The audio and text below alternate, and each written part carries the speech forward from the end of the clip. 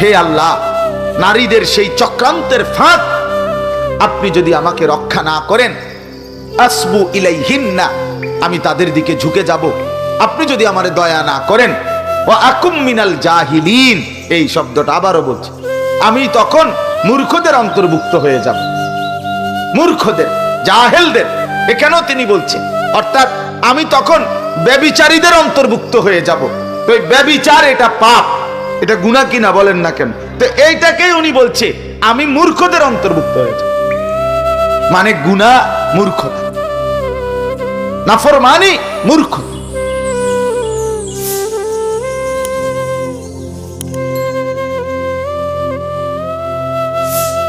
এজন্য ছেলেরা মানুষের বেডি চাইয়া মোবাইল টিপ্পা আর এই চুল পিছনের দিকে ফিরাইয়া খুব চালাক মনে করেন।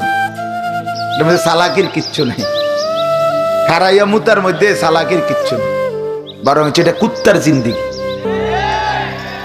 আর কুত্তার জিন্দিগি কোনো ভদ্র মানুষের পরিচয় হইতে পারে না। যে প্রস্রাব করে পানি নেয় না, তার সরাসরি পেশাব করে যে ঢিলা কুলুক পানি নেয় না, তার দৃষ্টান্ত হুবহু কুকুর। এটা কুত্তার স্বভাব, এটা জানোয়ারের স্বভাব।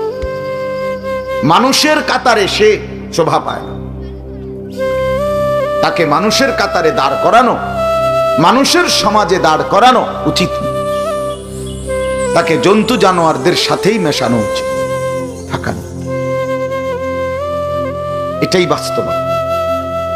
সুস্থ স্বাভাবিক মানুষ, এটার প্রমাণ কি আপনারা যে কেউ বুঝবেন।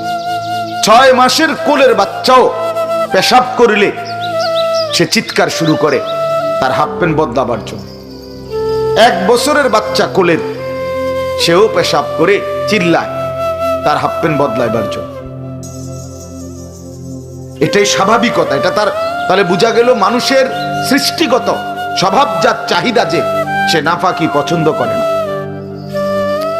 সে পেশাব কি করে না, পছন্দ করে। এটা নিয়ে সে 1 মিনিটও থাকতে চায় না এই হাফ প্যান্টটা নিয়ে। কিন্তু এটা কি অপদার্থ! 18 বছরের এত বড় দামরা একটা বার পেশাব করে পানি নেয় না, এই সমস্ত পেশাবের ফোঁটা তার এই প্যান্টের মধ্যে জমা, এই দুর্গন্ধ নিয়ে এই অপদার্থে ভাত খায়, এটা নিয়ে সে নাস্তা খায়, চা খায়, এটা নিয়ে সে বিভিন্ন রকমের জিনিসপত্র খায়। এই এখান থেকে এখানে নাক, প্যান্ট এখানে, নাক এখানে, এই কদ্দুর জায়গাতে এত কাছে থাকার পরেও যার নাকে মুতের গন্ধ লাগে না, তুমি ডাক্তার দেখানো উচিত। তুমি একজন ভালো মানসিক ডাক্তার দেখো, পাগলের ডাক্তার। ডাক্তার সাহেব, আমার এই অবস্থা হলো কেন? আমার নাকে কেন মুতের গন্ধ লাগে না? আমার সমস্যাটা কি? আমার সমস্যাটা কোথায়?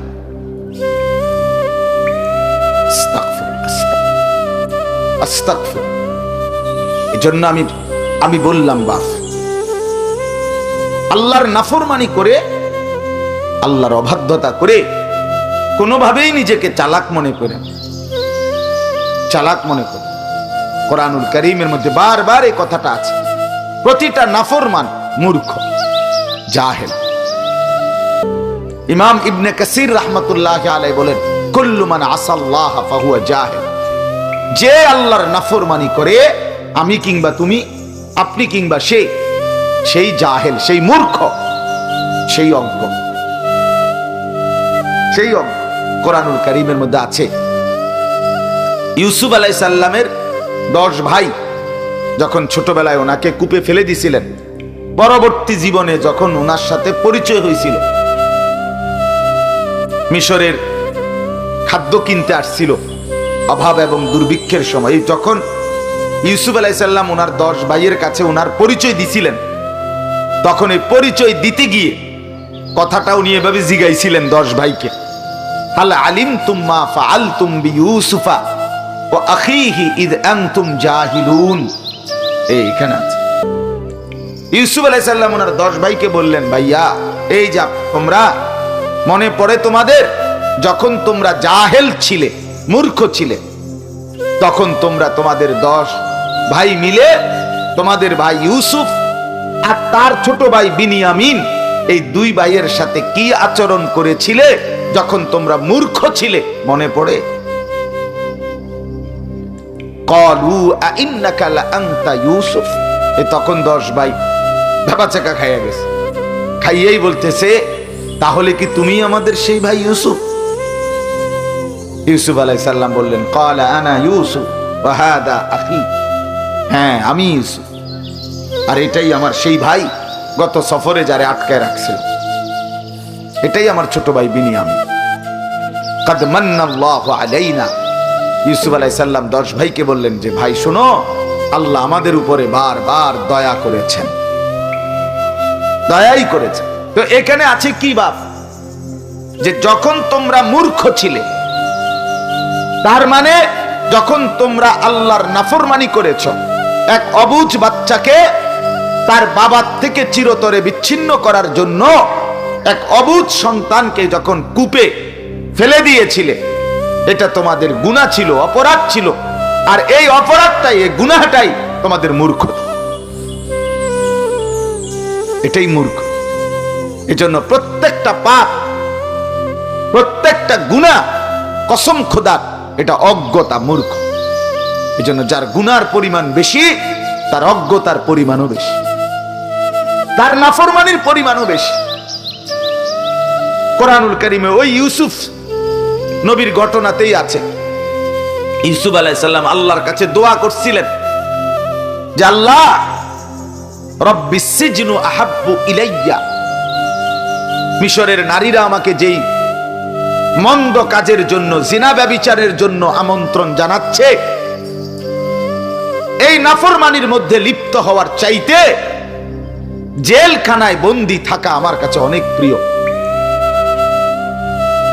তখন তিনি এরপরে বলছে, ওয়া ইল্লা তাসরিফ আন্নি কাইদাহুন্না।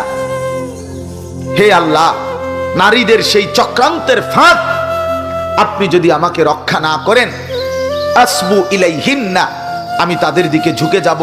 আপনি যদি আমারে দয়া না করেন, ওয়া আকুম মিনাল জাহিলিন, এই শব্দটা আবারও বলছি, আমি তখন মূর্খদের অন্তর্ভুক্ত হয়ে যাব, মূর্খদের, জাহেলদের। এখানেও তিনি বলছে, অর্থাৎ আমি তখন ব্যভিচারীদের অন্তর্ভুক্ত হয়ে যাব। তো ব্যভিচার এটা পাপ, এটা গুনাহ কিনা বলেন না কেন? তো এইটাকেই উনি বলছে, আমি মূর্খদের অন্তর্ভুক্ত হয়ে যাব। মানে গুনাহ মূর্খতা, নাফরমানি মূর্খতা।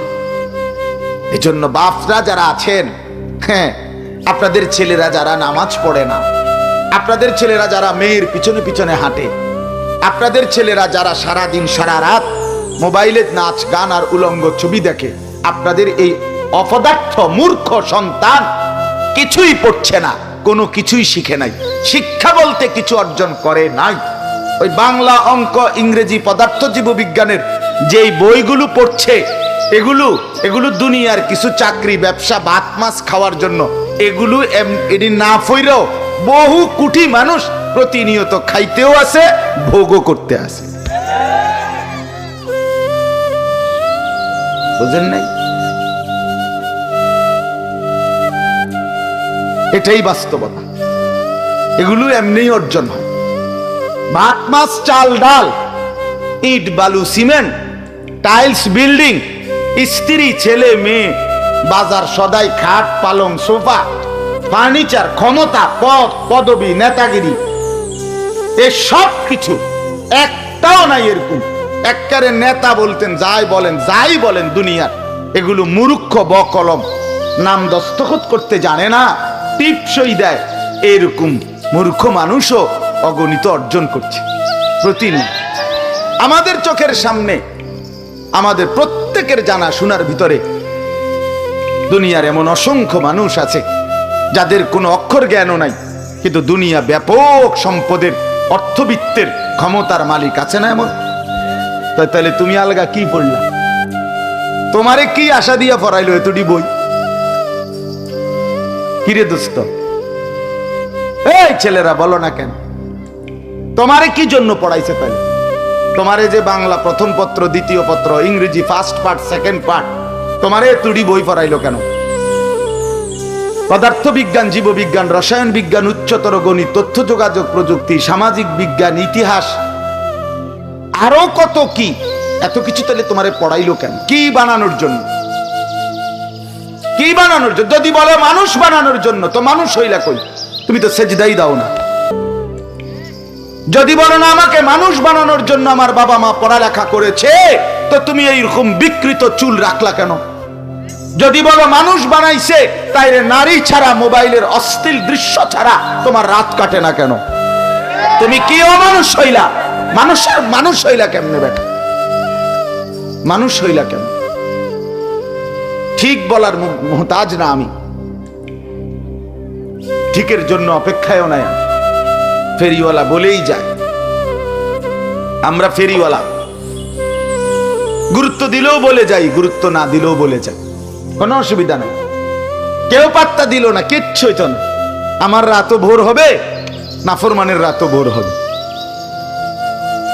কথা বলে না তো আর অসুবিধা কি? টেনশনের কি আছে? টেনশনের কি আছে? এজন্য বন্ধু আমার, ছেলেরা আমার, বাবারা আমার, ভাবা উচিত, দোস্ত ভাবা উচিত। কোন দিকে যাচ্ছ? কোথায় যাচ্ছ? মানুষ হচ্ছ না, জানোয়ার হচ্ছ, এটা তো বোঝা উচিত। কোরআনুল কারীমে আল্লাহ তাআলা মানুষকে জানোয়ার বলছেন, বলছেন কিনা? কথা বলেন না কেন? হ্যাঁ, উলাইকা কাল আনআম, আল্লাহ বলছেন এরা মানুষ নয়, বরং এরা মানুষরূপী জানোয়ার। আল্লাহ বলছে ইনহুম ইল্লা কাল আনআম, তাদের পরিচয় আর কিছুই নয়, শুধুই জানোয়ার। কোরআনের আয়াত। তাহলে কোরআন বলছে কিছু মানুষ মানুষই হয়, কিছু মানুষ জানোয়ার হয়। তাহলে এটার পার্থক্য কি? কি হইলে মানুষ হয়, কি না হইলে জানোয়ার হয়? এটা শুধুই এই বৈষয়িক কয়টা বইয়ের পড়া না। মানুষ তখনই মানুষ যখন বানানেওয়ালা চেনে, মনিবকে চেনে, সেজদাকে চেনে, গোলামি চেনে, আল্লাহ তাআলার বন্দিগি চেনে, নিজের কর্তব্য বুঝে, নিজের পথ চিনে, নিজের গন্তব্য চেনে, গন্তব্য চেনে। দুনিয়া উপার্জনের শেষ মাথা কোথায় কেউ জানে না। আপনি বলেন, এই যারাই আমরা দুনিয়া কামাই করতেছি, আপনার টার্গেট কদ্দূর? 3 তালা? কথা বলেন না। আপনার টার্গেট কদ্দূর? 6 তালা? আপনার টার্গেট কদ্দূর? 10 লাখ টাকা? আপনার টার্গেট কদ্দূর? 2 কোটি টাকা? না, এমন কারো। কিন্তু মুমিনের টার্গেট আছে আল্লাহর সন্তুষ্টি অর্জন, জান্নাত অর্জন, জাহান্নাম থেকে বাঁচা। গন্তব্যের মাথা আছে, মঞ্জিল আছে, জানা আছে। ইমানদার জানে কই পর্যন্ত যাইতে হবে, দুনিয়াদার জানে না কই পর্যন্ত গিয়ে থামবে। সে থামবে সেদিন, খোদার কসম। রাসূলুল্লাহ বলছে লা ইয়ামলাউ জাওফু ইবনু আদম ইল্লা তুরা, দুনিয়া লোভী, সম্পদের লোভীর পেট ভরবে না কোনদিন ইল্লা তুরা, ওই কবরের মাটিতে ঢোকা পর্যন্ত। কবর থামাবে, কবরের আগে থামবেন, কবরের মাটি তাকে থামাবে। এজন্য দোস্ত এটা বুঝা উচিত। ছেলেরা বাপ একজন হলে একজনই বোঝো, 2 জন হলে 2 জনই বোঝো। সবাই সমান তালে বুঝবেন, আমরা এটা মাথায় রেখেই কথা বলি। সবাই সমান তালে গুরুত্ব দিবে না, এটা হিসাব কইরেই বলি, এটা আমরাও বুঝি। কিন্তু একজনই গুরুত্ব দাও, একজন ছেলেই ভাবুক, একজন পুরুষই ভাবুক যে আমার জিন্দেগি কোথায়। কোরআনুল কারীমের মধ্যে আল্লাহ তাআলা বলছেন এই কোরআন হুদাল লিন-নাস, মানুষের জন্য হেদায়েত। পৃথিবীর আর কোন বই কোথাও নাই, কোন বাংলা, অঙ্ক, ইংরেজি, পদার্থ, জীববিজ্ঞান বইয়ে কথা নাই যে এটা মানুষের জীবন চলার পথ। না, এটা একটা বিষয়ভিত্তিক পড়া, ওইটা একটা বিষয়ভিত্তিক কি পড়া। কিন্তু কোরআন বলছে এটা বিষয়ভিত্তিক পড়া না, এটা গন্তব্য, এটা মঞ্জিল, এটা ঠিকানা, এটা জীবনের টার্গেট, এটা জীবন চলার রাস্তা, এটা আলো, এটা নূর, এটা বুশরা, এটা হেদায়েত, এটা রহমত, এটা সুসংবাদ, এটা অন্তর্দৃষ্টি সম্পন্ন জ্ঞান। আল্লাহ বলছে যালিকা হুদাল্লাহ ইয়াহদি বিহি মান ইয়াশা। রব্বুল আলামিন বলেন এই কোরআনই হলো আমি আল্লাহর হেদায়েত। ইয়াহদি বিহি মান ইয়াশা। রব্বুল আলামিন বলেন আমি এই কোরআন দ্বারাই যাকে মন চায় ইচ্ছে করি হেদায়েত দিয়ে থাকি।